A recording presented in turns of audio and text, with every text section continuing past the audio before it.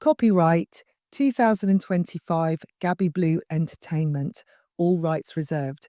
No part of this publication may be reproduced, stored in a retrieval system, or transmitted in any form or by any means, electronic, mechanical, photocopying, recording, or otherwise, without prior written permission of the publisher, except for brief quotations used in reviews or articles. This is a work of fiction. Names, characters, places, and incidents are either the product of the author's imagination or used fictitiously. Any resemblance to actual persons, living or dead, or actual events is purely coincidental. Published by Gabby Blue Entertainment, Spain, USA. www.gabbyblue.com. Chapter 1. The Death Card. Every case has its ending, but sometimes the real mystery lies in the beginning that follows. April 20th, 2023, Tonres 8 a.m. Detective Manuel Santos, the newest and lowest paid recruit at the Cuevos de Almanzora Police Department, felt he had the most to prove. Something about this recent nightclub explosion was niggling at his busy brain. Over the past couple of years, several similar incidents had been reported across various parts of Spain, all deemed accidental with statements to support that conclusion. They appeared unrelated, different locations, different circumstances, yet something about them unsettled Santos. All the victims were women, all unidentifiable and all killed in explosions. It gnawed at him, like these cases might somehow be linked. One explosion in particular stood out. It was the bakery fire from nearly a year ago that claimed the life of a Senora Inés Chilton. Unlike the others, Senora Chilton's death was tied to a well-known family with connections to the local community. This made the case feel far less random. And now they had the Garrucha fire. This was statistically unlikely. After hitting one dead end after another, Santos finally admitted defeat. On his girlfriend's advice, he reluctantly caved in and consulted her psychic. The information he received in that short session was enough to prompt a visit to the evidence room the following Monday morning. The dutiful woman behind the desk appeared surprised when he requested the closed case from the year before regarding the recent tragedy. Do you think there may be a similarity between the two? She showed mild interest, prodding Santos to share more. You may think me a little unorthodox, Santos confided, but I want to solve this case so much that I contacted a psychic for more answers. She leaned in. Really? What did she say? It is confidential, but she told me details about this case that were far too accurate to discount as lucky guesses. Santos insisted. Vaya, you must tell me how I can reach her for a reading. I need somebody like that in my own life. Google AussiePsychicPam.com and you will find her. I will do that. Gracias, Detective Santos. She scribbled down the website. I will bring the case file and evidence to your desk later. Thank you, señorita, and, oh, can we keep this between us? He noticed her confused expression. The psychic thing. I am not sure how that will go down. You understand? No pasa nada, She said with a smile. Tu secreto está a salvo conmigo.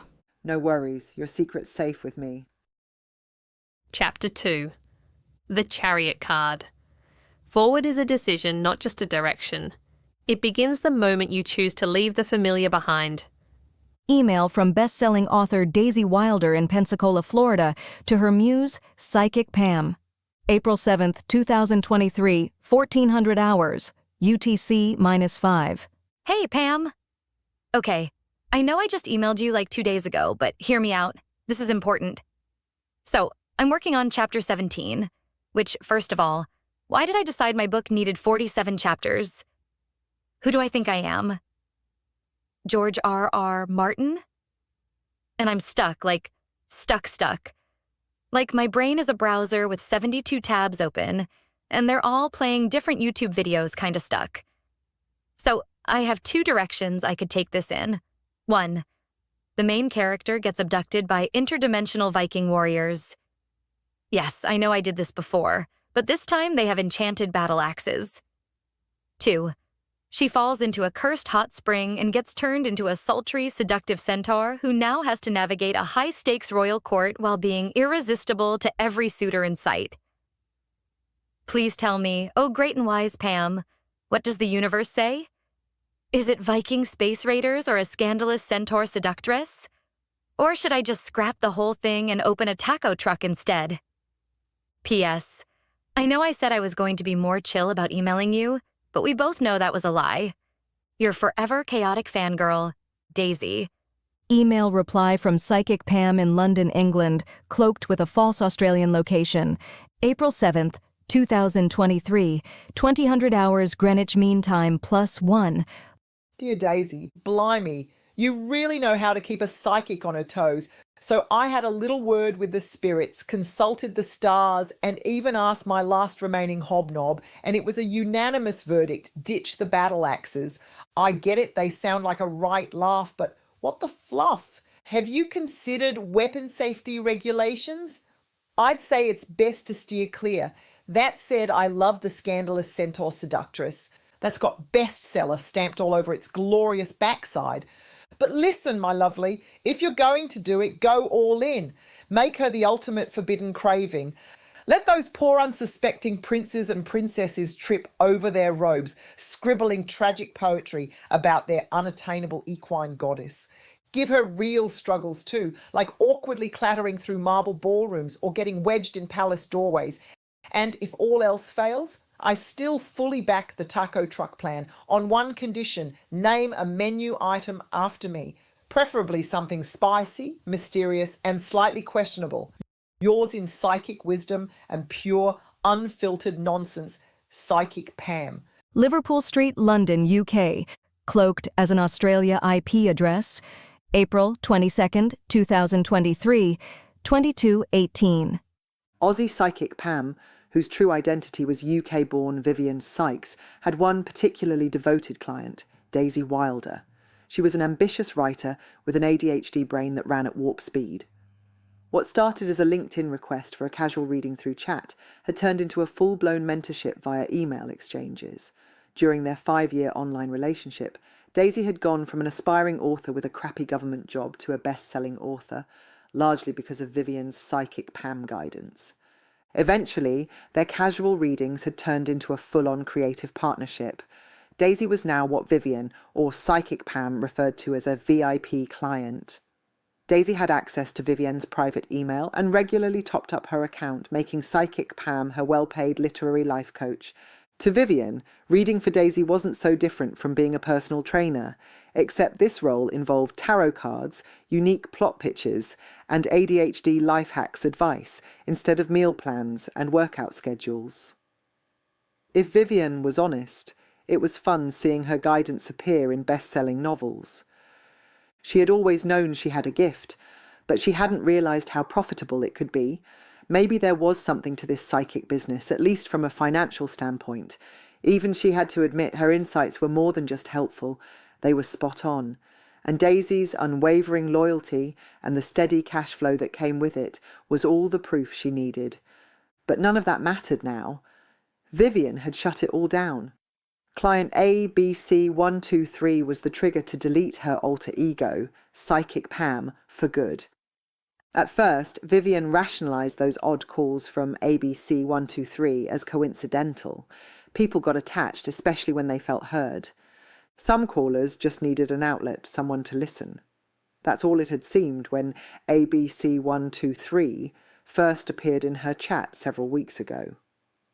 Vivian noted that this person was possibly not native English speaking, and everything seemed normal to start with. But then the chats began to get weird, beyond their Spanglish communication difficulties. ID ABC123 showed up more and more frequently. She tried convincing herself that this was just a lonely person with issues, someone seeking escapism. Then things got personal, little comments that unsettled her, tiny hints that they knew more about her than they should. "You are no in Australia?" they asked her one day. They had moved from playful to intrusive with ease, the tone always shifting. Vivian told herself she was being paranoid, that it was all just an unfortunate side effect of the job. But deep down, it worried her. Then they'd written, You are in London. I see you walking the other day. She grew suspicious of everyone and everything. In a panic, she deleted her social accounts, cancelled the phone line access, and even blocked Daisy's emails. The thought of losing Daisy's steady income stung, but she couldn't shake the feeling that she should trust no one. She'd been saving for a rainy day, and this was one. After a week or two of staying offline, Vivian began to relax. She felt like herself again. She even considered emailing Daisy, until she received that final text chain. Vivienne was chilling, enjoying a lazy evening of TV and snacks, catching up on her soaps before settling in for some classic films. These guilty pleasures made her feel safe and normal as she scooped another spoonful of Pick and Crunch ice cream, savouring the sweet, nutty flavour. Her mobile phone pinged.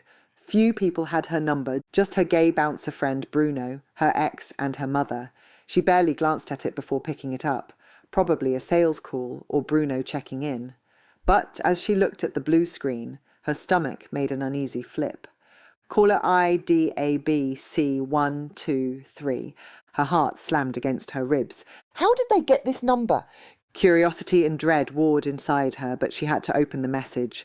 Caller ID ABC123. Pam. Ice crept through her veins. Vivienne. Who's this? A reply came instantly. Vamos, do not play tonta. Come on, do not play games. I am thinking of you.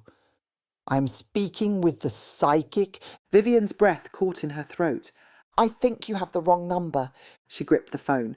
This wasn't funny. She needed to regain control. Maybe it's a mistake, a crossed line. It was just a coincidence that it was the same name. ID ABC123, hardly original. But they said Pam. I never use this line for readings. It's private for a reason. Vivian typed, I'm sorry, I don't know anyone by that name. I do not think so. I do not make mistakes, but you have. I am correct, Psychic Pam. You have make a big mistake. She froze. She didn't know how to respond. I have a message for you. Her pulse pounded in her ears as her stomach twisted. Vivienne's hand flew to her mouth as she swallowed a scream, dropping the phone in fear as panic took over. No! No, no, no! She shot up from the couch, adrenaline racing, her eyes darting about like a rabbit caught in headlights, not knowing where to look first. The horror of the situation crept in.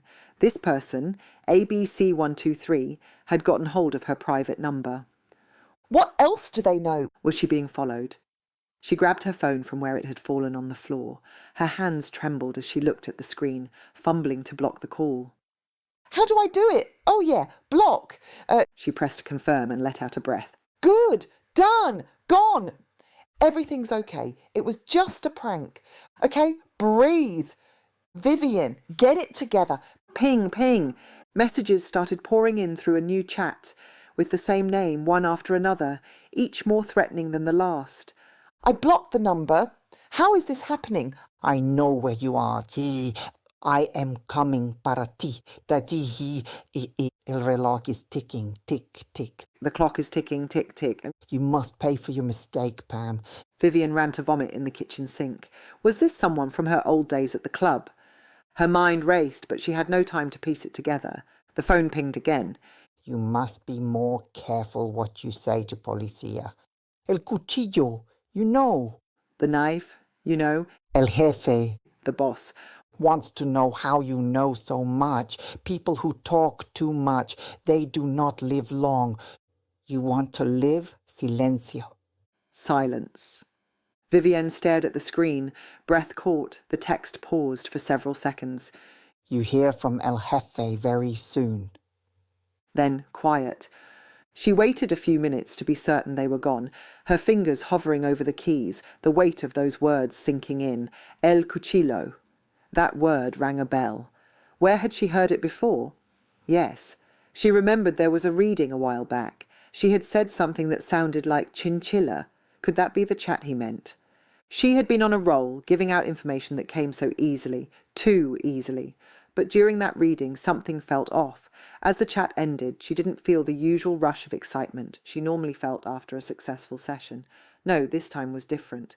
Something about it left her with a lingering, uneasy feeling. Eventually, she shrugged it off as just part of the gig. She began to look through her past psychic reading chats for anything that sounded like a conversation with the Spanish police. Yes, there it is. ID.Santoz 161. She had said, I am getting the letter C and a word that sounds like chinchilla. Sounds foreign. L something. El chinchilla? It isn't completely clear. I see smoke, lots of smoke, and I smell fresh bread. The smoke is strong though. I think it's a fire and something silver and the letter N. Also, I sense great love and a wedding. I'm sorry, it is unclear. India, yes, I have that as a country. Does this make sense to you? Sorry, that's all I'm being shown. Her readings were normally more clear-cut, based on questions like, when will I hear from him? When will I get a new job? More general guidance, and the visions were simple to understand and explain, but on this occasion she remembered feeling odd about what came through. She was certain she had heard these strange words whispered in her head. Chinchilla, cuchillo. Where had these words come from? It felt like a gut punch, like there was more to this story, something horrible. This person, or people, who knew how many? Do they know where I live? Have they been in my flat? She closed the old chat with ID Santoz 161, steadying herself. Level-headed Vivian had returned. She had to stop panicking. There was no time. She needed to think logically about her escape. She was prey being stalked by evil. She had always possessed an intuitive gift, something that had been with her since birth. Initially, it was supposed to be easy extra money.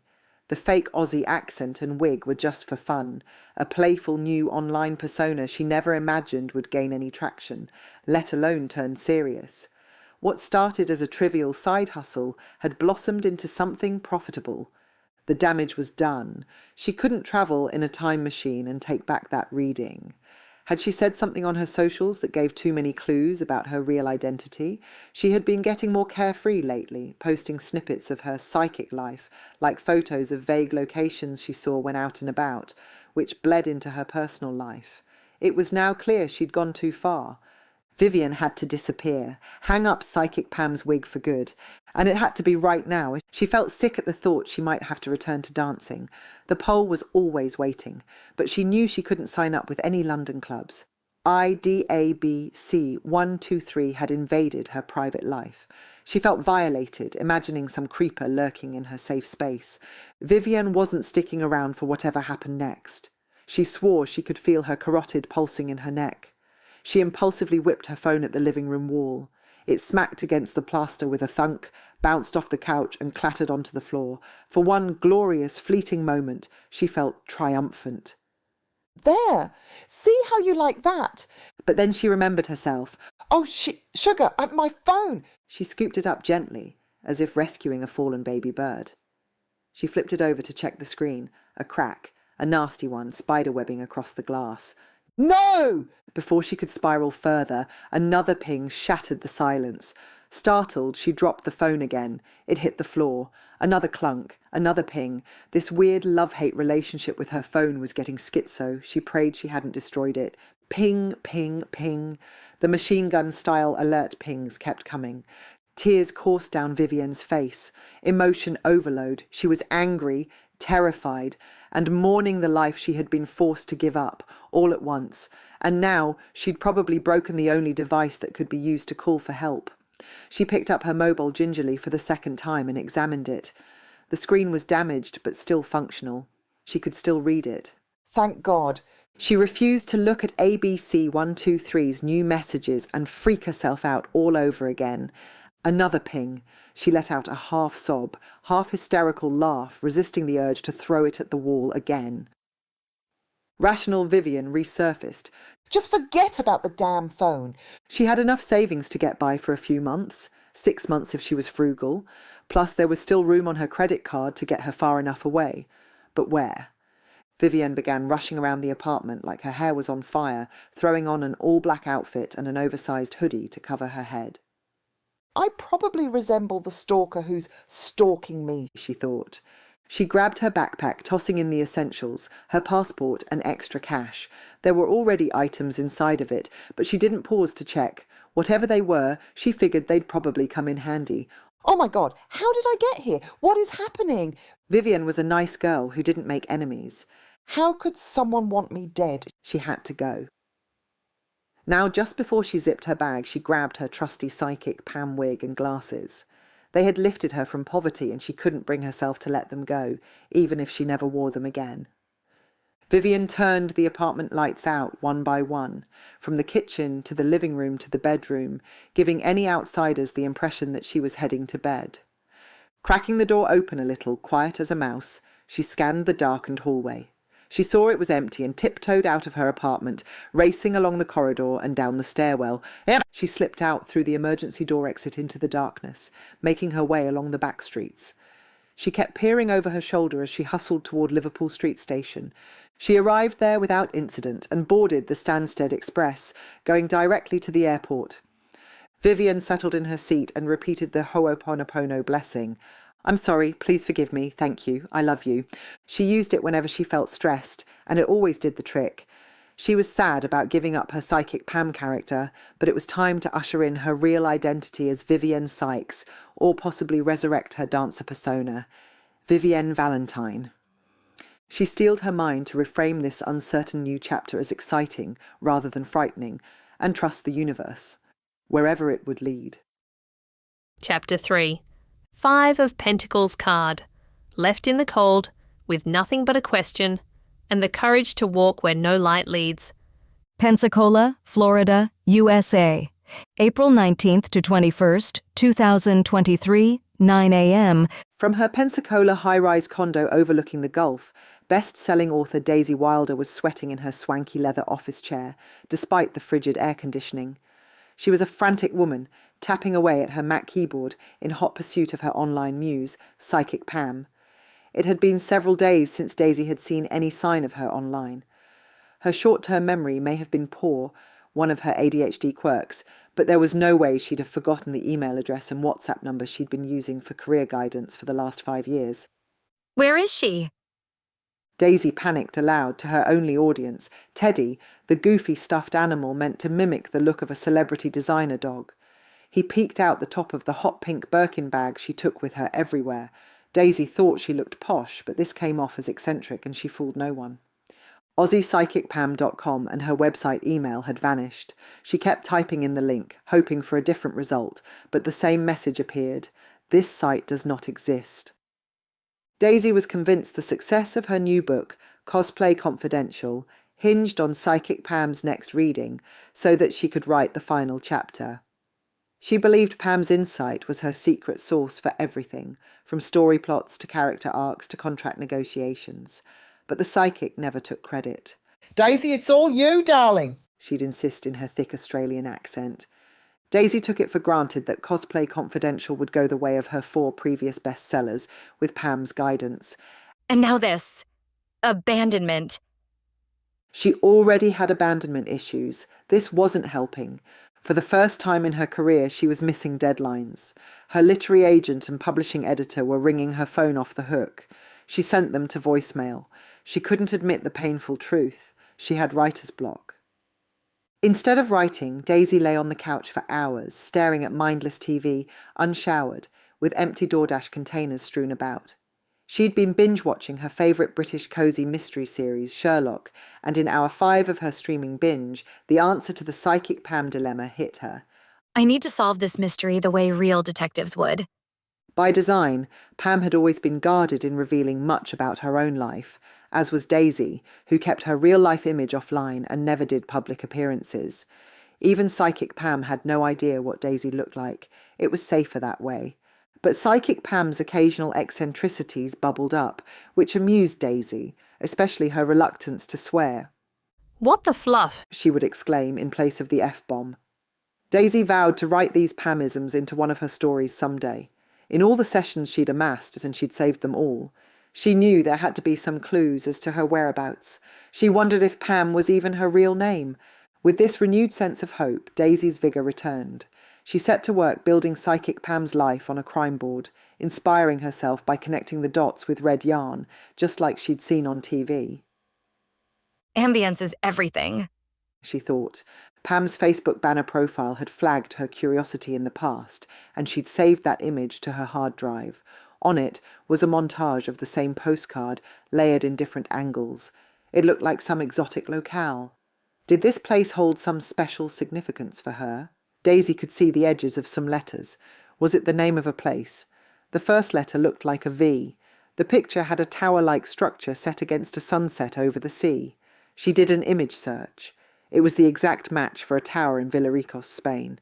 She fed her transcriptions into AI and used a search prompt to find any mentions of Psychic Pam's location from the reading transcriptions. Most were about Daisy's work trips and book signing events, but one stood out. The psychic had once predicted Daisy would be attending a large music festival, which she did. It was Lollapalooza in Chicago when Daisy still had her government job.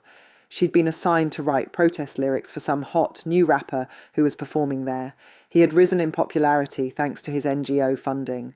But Psychic Pam knew nothing of American festivals. Instead, she compared it in size and scope to a music festival Daisy had never heard of, Dream Beach. She Googled it and discovered it was a huge event in Villaricos, Spain. Bingo! Daisy was so sure of her discovery that she wasted no time booking her flight to Spain. It was an 18-hour trip with a transfer to Madrid, but she was not deterred.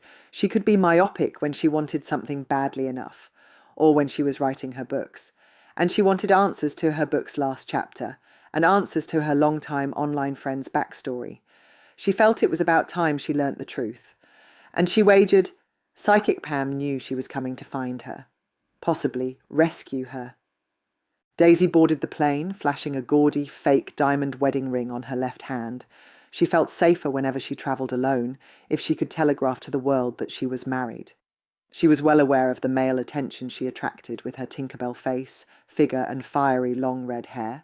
She didn't need any hassles or distractions. Even those big brown eyes on the adorable baby boy sitting next to her couldn't disrupt her focus. She was on a critical mission. Almería, Spain. April 22nd, 2023 and 1830. Her feet finally hit Spanish soil at Almería Airport. Daisy gathered her luggage and found a cab to deliver her to the luxury hotel she had pre-booked. She checked her phone. 17 missed calls from her literary agent, 12 from her publishing house editor. The guilt over missing her deadline was eating her alive. She'd never done that before. She always took pride in being a reliable author client. Daisy chose the hotel in Vera because it was just a 15-minute ride from Villaricos, which was a small fishing village. The hotel was every bit as lovely as its online pictures, but the front desk regretfully informed her there had been a mix-up. Mix-ups, or fluff-ups, Psychic Pam would call them, the story of her life. She was plagued with rescheduling mishaps and missed appointments, the side effects of her ADHD brain's executive functioning misfires. She'd booked the wrong dates once again. Her booking at the hotel wasn't until 2 days later. Senora Daisy, we can book you into a hotel in Villaricos. It will not be as nice as this hotel, but I am sure they will have openings. Daisy threw up her hands, surrendering to whatever the universe had in store for her. That's what Psychic Pam would have told me to do, she thought. While waiting for another cab, she perused the touristy pamphlets and rack cards. A brochure for a serenity spa with a view of the sea caught her attention. I could kill for a massage right now, she thought. She tucked it into her Birkin bag alongside Teddy for future reference. The cab ride to the next hotel in Villaricos was uneventful, except that it wasn't a hotel. It was a hostel. Daisy was not a snob. She'd grown up in a double-wide trailer until she escaped with college scholarships and grants, never to return. She had no desire to revisit that awful time in her life, but it all came rushing back to her as she eyed this drab, no-frills hostel. At least the front of it faces the Mediterranean waterfront, she thought, trying to cheer herself up. The whole place seemed empty. The elderly man at the front desk seemed kind and spoke English well. He handed her a bar of soap, a washcloth, a clean white towel and scratchy twin bed sheets from behind the front desk, beckoning her to follow him. He led her down a dark, dank, ground-floor hallway to her room. The window at the end of the hallway was small and smudged with bars, but those bars seemed to adorn most building windows in this town. Daisy was starting to wonder if she was in dangerous territory. The hostel room was as bare bones as they came, 4 stark, white stucco walls, a rickety bed with a cracker-thin mattress, and a lone wooden chair pushed against a scuffed-up desk. A dim overhead light cast an anemic glow over the floor with its cracked tiles. The dirty window barely let in any light, and its threadbare curtains did little to add warmth to the space. A metal clothing rack stood in the corner, its purpose questionable given the absence of hangers. The air smelled faintly of bleach, with an undercurrent of something musty. It was as if the walls themselves had held on to decades of weary traveller funk. I love minimalist rooms. Daisy crowed, feigning enthusiasm, early jail cell chic more like. Her thought balloon screamed. It's only for 2 nights. She reasoned, talking herself off the ledge. Thank you, Senor. This will do nicely. She closed the door behind him and wondered if she had put herself in harm's way. Should I be scared? Am I too dumb to know I should be scared? Her cab driver had told her about a woman who had just been killed in an explosion at a nearby bar in Garucha, the next town over. Daisy unpacked a few of her outfits and hung them over the clothing rack. At least the humidity will take care of the wrinkles, she thought, but it wouldn't do much for her hair. Humidity had always been the bane of her existence. She had been so in the flow, so hyper-focused on writing her book, she'd lost track of time and missed her Brazilian blowout appointment. In the Spanish heat, her hair matched her last name. Daisy made up her modest bed, braided her tangled hair as best she could, and threw on a cotton nightgown. If this was only April, she couldn't imagine what the summer was like here. She knew she wouldn't get a good night's sleep without her weighted blanket. I'll have to order one on Amazon. Wait, do they have Amazon here? As Daisy lay there, tossing and turning, she thought back on how she found Psychic Pam. It was her profile on LinkedIn that first grabbed her attention. She had laughed at Pam's clever pronouns, which LinkedIn allowed people to customize, psychic/intuitive. Daisy's pronouns were equally unique, Oxford comma. She had liked the woman's slogan too, predictive analytics for your life and business. Looking over Psychic Pam's profile, she noticed she had a pricey premium account, so she must have been successful, Daisy reasoned. The woman appeared dowdy, with plain hair and sensible glasses, what some might describe as a face for radio. Daisy sent her a connection request with the question, How much for a reading? That message kicked off the past 5 years, which had become more of a life coaching collaboration than a consultant-client relationship. For them both, it had been financially successful beyond their wildest dreams. Few people made it past Daisy's guard. Pam was one of them. When she first booked a reading, Daisy had been working at her government job, writing fan fiction in her free time to scratch her creative itch, stuff like Harry Potter's hidden chapters. Pam encouraged her to write her own stuff instead, and when her psychic mentor had read the original works, she envisioned Daisy would be successful publishing them on Amazon. That day, she launched her author pseudonym, Mimi Rorks, not just a name, but a baked-in subliminal review she'd rationalised. In her first month of authorship, Daisy saw her bank account rise to $30,000. 5-star reviews were pouring in. Psychic Pam told her it was time to quit her day job, and once she did, Daisy garnered her first big publishing contract. It had all worked out, just as Pam said it would, and this would work out too. Tomorrow she would march into the local police station and file a missing persons report. Surely that would trigger some local buzz, maybe some publicity, and draw her out. She would buy billboards if it helped, and if Psychic Pam was in danger of some kind, then Daisy would offer her protection. She certainly had the funds to surround them both with security guards and a safe house, if she needed. This would prove to be an unforgettable week. As Daisy finally drifted off to sleep, Vivienne's plane took to the skies. Chapter 4. The High Priestess Card. Out of leads and time, the only choice is to trust the universe. Truth is revealed when the time is right. Stansted Airport, Essex, Greater London, April 22nd, 2023. Vivienne's journey to the airport stretched on for an eternity. The train clattered against the tracks as she gazed out the window, the city blurred by in a rush of concrete and neon. The carriage was almost empty, the quiet unsettling. It wasn't the usual hum of a train ride filled with the chatter of commuters. Tonight it was still, too still. She felt overexposed. She tried grabbing a few winks, but the silence around her heightened her awareness. She listened for anything strange. She couldn't shake off the feeling that someone or something was watching. It clawed at her every time her eyes flicked over to the empty seats, hyper-vigilant for something amiss. Vivian had no idea what awaited her, but each stop pulled her closer to a destiny she couldn't foresee. Why is it so easy for me to see everyone else's future while mine remains a mystery? When it came to psychics reading their own futures, it was too difficult to detach. London Stansted Airport, once her gateway to holiday fun, was now making her stomach churn. This was getting real. Vivian ruminated over which of her poor choices had gotten her to this dangerous point. She first heard about the whole psychic career thing when she was still performing as a dancer at a London gentlemen's club. She was backstage with the girls who were powdering down the sweat and adjusting their outfits, which were lingerie, essentially. One of the dancers bragged about her clever side hustle. It's easy money, she'd advised as she brushed her bottle blonde hair. You just type fast and sound mysterious. The website is Divine Psychics. They're always looking for new readers. Vivian found the website and landed the Divine Psychics job. She delighted in creating her goofy online persona, a plain woman who appeared to have no life beyond fortune-telling. To really sell it, she put on a soft Aussie accent to distance her character from who she was in real life. Vivian donned a short, mousy brown wig and ugly thick glasses that made her look approachably wise. This quirky character couldn't have been more opposite of her. She was a leggy, beautiful 30-something blonde and a top moneymaker for the club. She snapped a selfie of her clever disguise. Psychic Pam was born. Vivian soon realised the crappy site she'd joined would have hired anyone with a pulse and typing skills.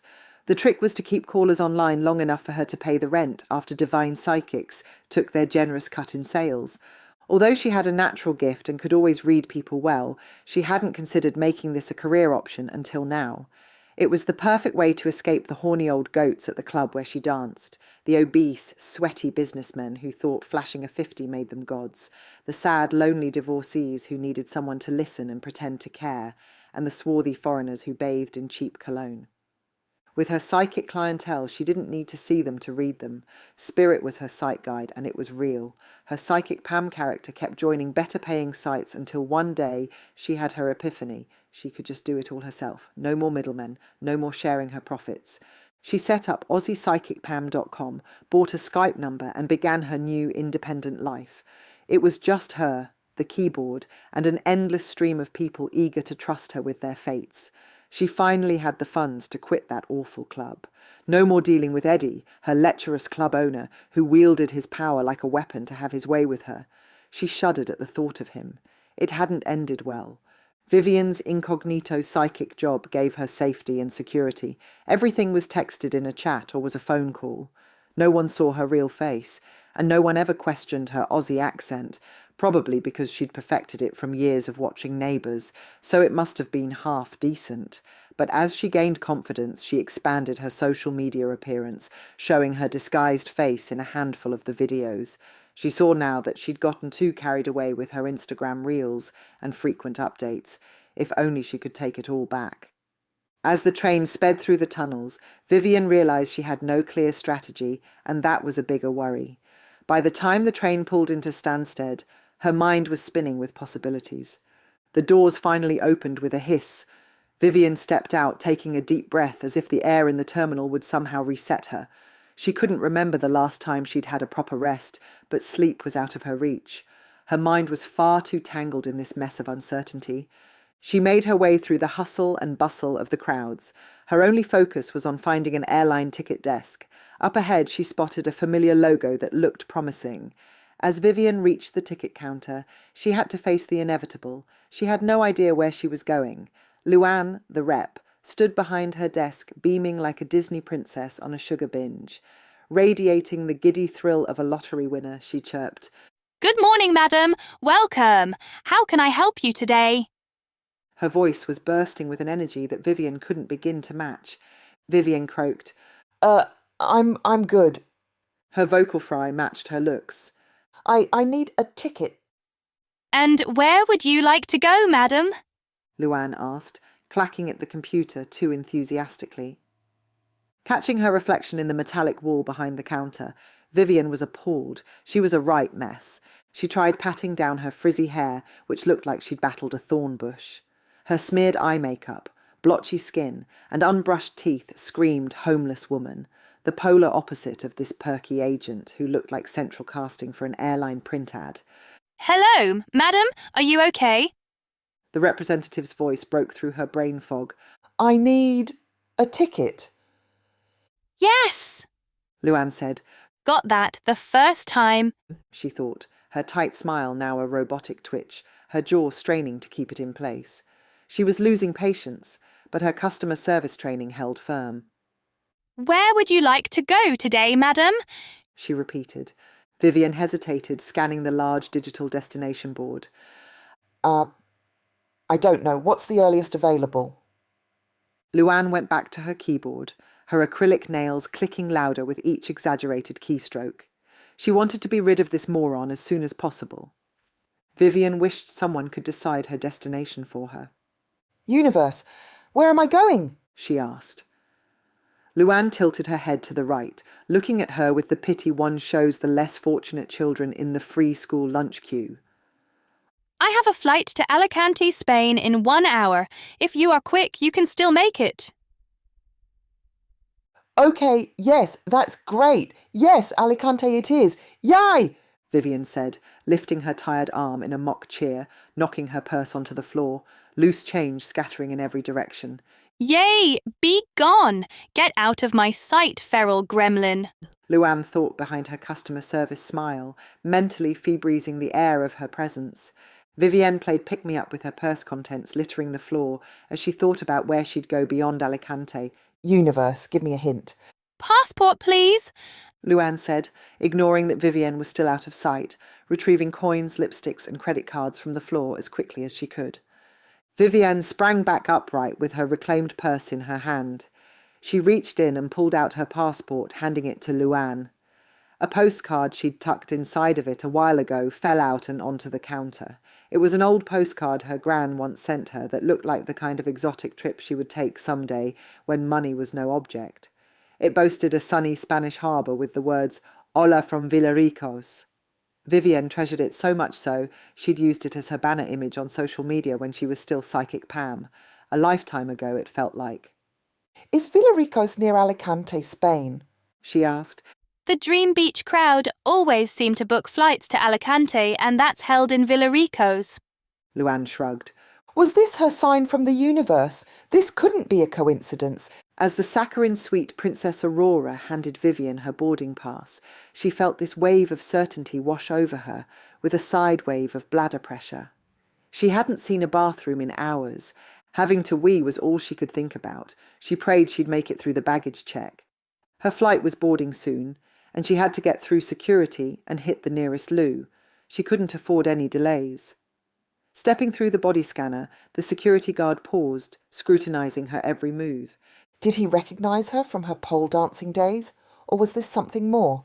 Finally, he waved her through. But Vivian's relief was short-lived. As she reached to grab her items off the conveyor belt, another officer motioned her to wait. "One moment, please, madam. I need to look inside your bag. Would you mind opening it for me?" "Shit!"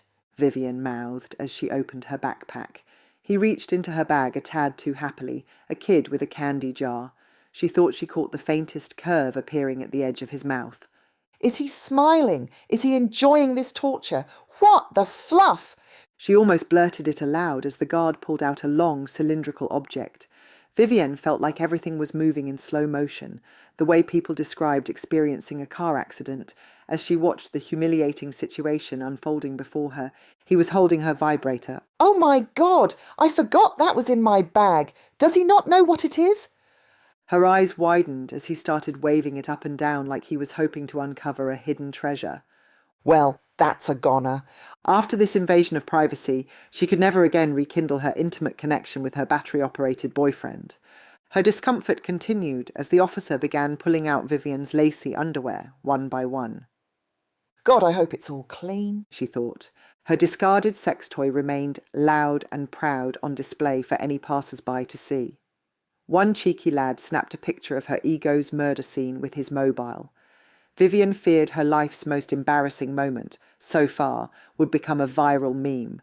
The clock on the wall seemed to tick louder. The longer he dug through her bag, the more Vivian found new things to worry about. Is there somehow an undiscovered marijuana farm growing in my belongings? Have I stumbled into a new side hustle I knew nothing about? Oh my God! Not the wig too! Vivienne cringed as Psychic Pam's disguise appeared next in the officer's hand. She was finally set free with no damage done, if one didn't count half the airport's full briefing on her underwear drawer's contents. Vivienne barely made it to the loo in time. As she sat in the stall, her brain was racing 1,000 kilometres a minute. What shall I do once I arrive in Spain? She exited, cleaned up, and splashed water on her face, hoping to wash away her exhaustion.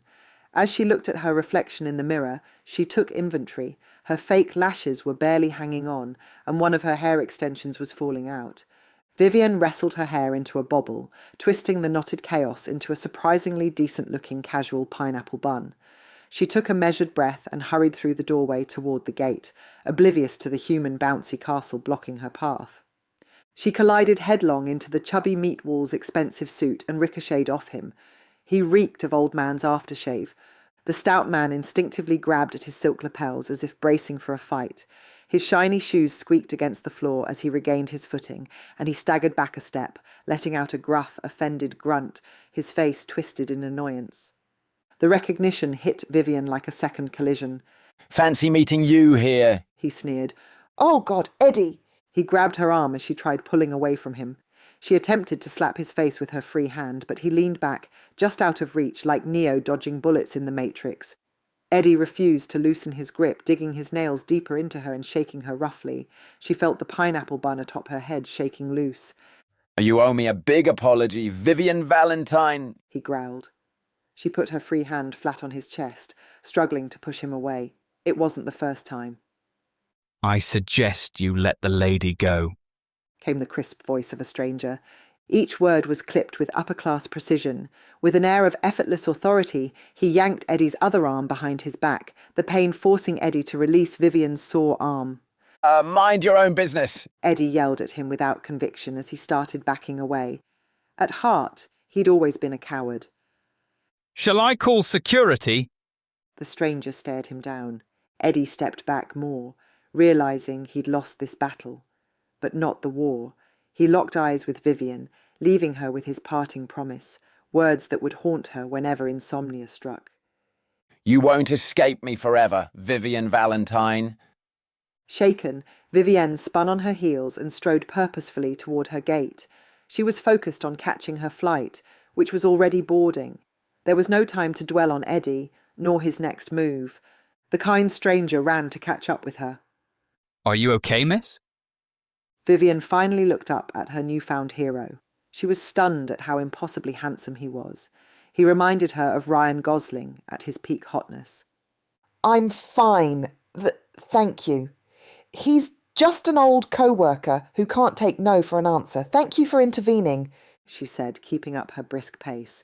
You're welcome. He sped up, walking well ahead of her. Vivian boarded the plane and sighed as she found herself seated next to a large gentleman. She squeezed in as best she could. His excess body rolls were slowly invading her side of the armrest. Feeling tense again, so she took some deep breaths. Come on, Vivian, you can do this. It's only 2 hours or so. You've made it this far. She shifted in her seat to rest her head against the window. For the first time tonight, she felt peaceful.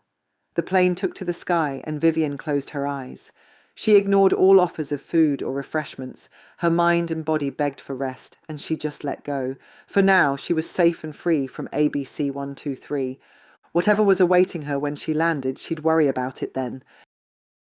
Chapter 5, The Devil Card. In pursuit of power, greed became the trap, each move tightening the grip of its own making. Stansted Airport, Essex, Greater London, April 22, 2023. The taste of defeat still fresh on his lips, Eddie strutted toward the ticket counter to stop by and say a quick hello to his sister, Luann. She'd cheer him up. His Italian loafers clicked against the polished floor. Shoulders back, his swollen gut pressed against his buttoned-up designer shirt, he carried himself like an old-school mob boss. The reality was far less flattering. The truth was, Eddie Butcher had small man syndrome in full swing. He wasn't just short, he was short, always had been. His old man never hid his doubts about Eddie, always favouring Luann. But after their dad croaked, Luann insisted she had zero interest in the family business, so Eddie finally got his shot. And he took it. He wasn't interested in velvet ropes and overpriced champagne. No, he went where the real money was, the sex trade. That's what paid. His mind was already an angry storm of chess moves and revenge. Vivian, the ungrateful little cow. She'd taken off without a word, and it had hit him where it hurt, his wallet. Top clients had gone sniffing elsewhere, and his takings were down. Vivienne had class, that was the thing. Unlike the other girls, she wasn't rough around the edges. She had a natural elegance that made punters feel like they were getting more than a quick fix. And she was a moneymaker, his moneymaker. That morning, she'd looked the worst he'd ever seen her, hair a tangled mess, eyes hollowed from lack of sleep. Yet still, in his eyes, she was breathtaking. Her Grace Kelly-like beauty hadn't faded. It defied aging. Even with those shadows under her eyes, he felt his blood run south. She made him tingle just by existing. How dare she do this to me after everything I've done for her? Eddie refused to tolerate disrespect.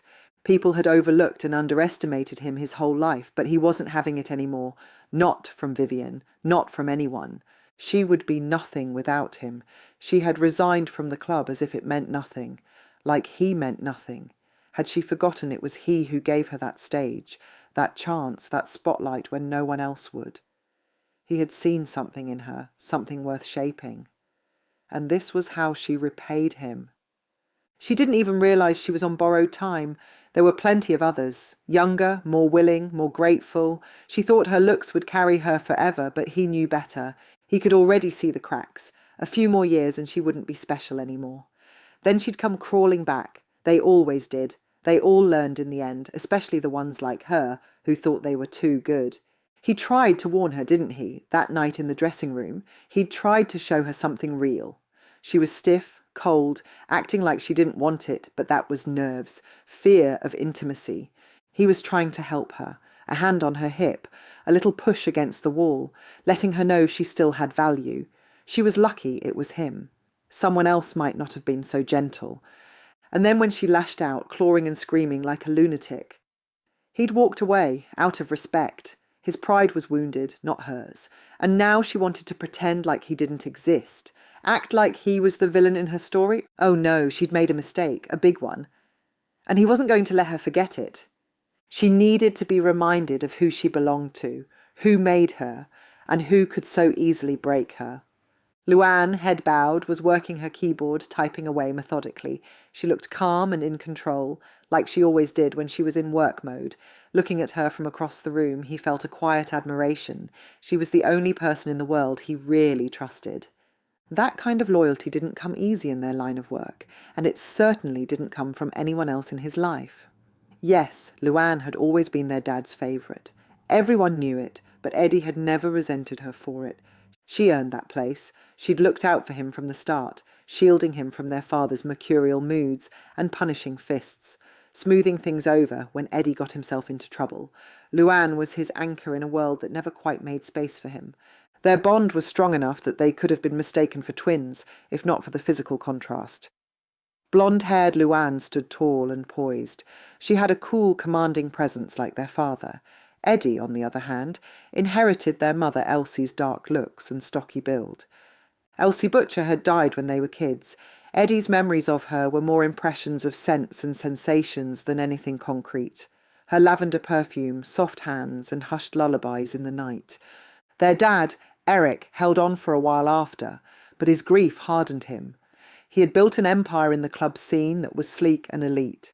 It was the kind of place that made headlines and attracted high-end clientele, but no matter how much Eddie tried to prove himself, Eric never trusted him to run things.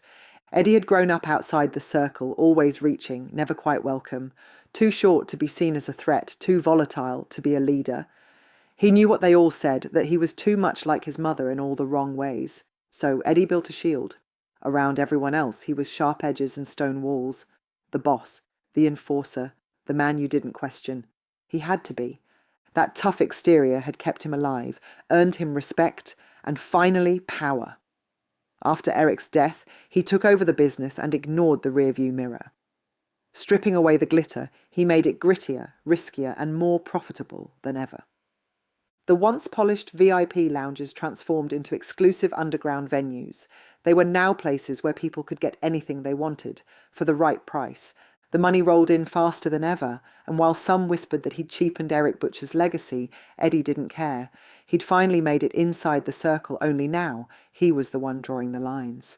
But with Luann, the walls came down as she was the only one who saw his truth without the armour, without the act.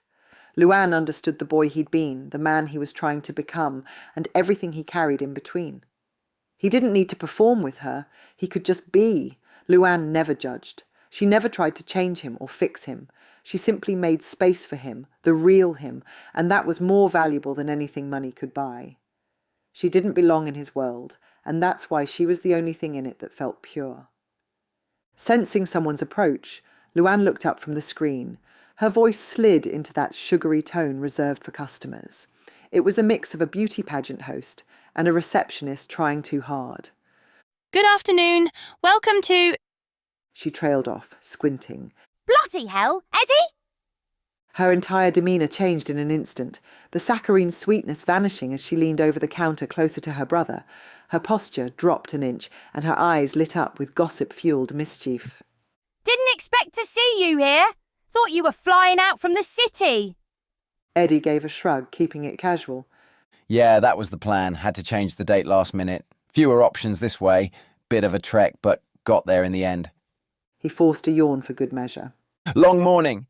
Luann scanned him up and down, unimpressed. You look like it. Jesus, Ed. Dropping into full gossip mode, she muttered. You look worse than that bird I had in earlier. Eddie's brow twitched. Oh, yeah? Oh. Swear to God, she was like a walking Greek tragedy. Luann continued, relishing every word. Came up here like she'd crawled out of a bin. Hair all over the place, eyes like saucers. Stood gawping at the departures board like it was going to tell her what to do with her life. Eddie felt something shift inside him, a quiet surge of adrenaline. He managed to keep his voice neutral. And what did she look like? Dunno, blonde highlights, tall. You know, one of those posh ones trying to act normal. Had a fancy backpack, though. Looked expensive. Black leather. His jaw clenched. That was Vivian's, no doubt about it. Hair extensions? He pressed. Luann clicked her fingers. Yeah, that's it. Proper mess, though. Dark circles under her eyes like she hadn't slept in a week. Eddie pulled out his phone and scrolled to a photo he'd taken for a club promotion, but had kept for other reasons. Vivian. Glammed up to perfection. Red lips, sultry, smoky eyes, golden hair cascading over her shoulders. The kind of picture meaning to sell a fantasy. The kind he'd used to get himself off when he was alone. Luann squinted at the screen, then let out a short laugh. Oh, yeah, that's her. Eddie's blood boiled when he remembered how she'd rebuffed him, after all the signals she gave off too, smiling, laughing, getting close. Then she'd had the nerve to pull the "I'm not that kind of girl" act on him, and now she was gone. He wrapped his fingers on the counter, his gold bracelet clinking with each movement. He looked at Luann, keeping his voice casual. So, where'd she end up going? Luann smirked, folding her arms. You know I can't give out details. Eddie forced a chuckle, tilting his head. Come on, Lou, it's important. No one's got to know. I promise it's an urgent matter. She rolled her eyes, exhaling before giving him a pointed look. The things I do for you. One way, Alicante, she said. Eddie pulled out his credit card and slapped it onto the counter. One way, he said. Luann glanced at the screen. Next flight ain't for a few hours. Eddie shrugged, rolling his shoulders as he slicked back his thinning comb-over. I've got time. She gave him a long look, but with a sigh, she swiped his card and booked the ticket. Eddie slipped the phone back into his pocket as Luann looked on with suspicion in her eyes. What you planning, little bruv? Eddie cracked his knuckles, the gears already turning in his head. Just a friendly visit, sis. As he walked away, his mind was racing. Vivian Valentine. Thought you could disappear? You thought wrong. Eddie drifted toward departures, his mind spinning. Brussels had been a bloody waste of time. The investor he'd gone to meet had changed the date last minute, then again once Eddie had already arrived. No apology, just vague excuses. Rescheduling into oblivion, Eddie had spent 2 days bouncing between overpriced hotel bars and empty promises, pissing away money he didn't have. But Spain could be something. He'd had one bit of luck at least. Some random bloke in a hotel bar had started chatting over drinks. He had rambled on about a contact in Almeria with a few venues and a head for entertainment deals. He said the guy was English, had his fingers in a few pies, and was rolling in dough. He was probably a posh, double-barreled type with family money and a superiority complex. Eddie didn't care if the man wore a top hat and wiped his arse with silk, as long as he bankrolled something. And now, thanks to Vivian, he had an excuse. Alicante was a couple of hours' drive from Almeria. Look at that. Maybe she was good for something after all. Maybe she was his lucky ticket. Cheers, Viv! The truth was, Eddie needed this. Things in the UK were getting tighter, too much red tape, too many eyes watching his kind of business. He didn't want to admit it, but the debts were piling up, fast. He'd expanded too quickly. Worse, he'd asked for a loan from the wrong sort. Now he was stuck in business with the kind of men who smiled as they tallied up interest in body parts. If he didn't make a payment soon, they wouldn't be after money. They'd be making him the poster boy for a warning message. Eddie rubbed at his forearm absently, then flexed his fingers one by one. He wasn't sure which digit they'd take first, but he had a sick feeling it might be his favourite one. If only he could get something going overseas quickly with no questions asked. Then he could shut down the London operation altogether. Start fresh in Spain, rebuild bigger, flashier, no rules, no scrutiny, and no collectors sniffing around. He could disappear and reinvent himself, and maybe, once Vivian saw what he could offer, she'd come crawling back. Eddie grinned to himself, adjusting the cuffs of his too-tight shirt. Spain wouldn't know what hit it. He didn't see the man watching him from the cafe across the concourse. He didn't notice the flash of a phone camera or hear the message being sent. Target confirmed. En route to Alicante. If you would like to continue listening and access the full audio, then please click on the link in the description box below.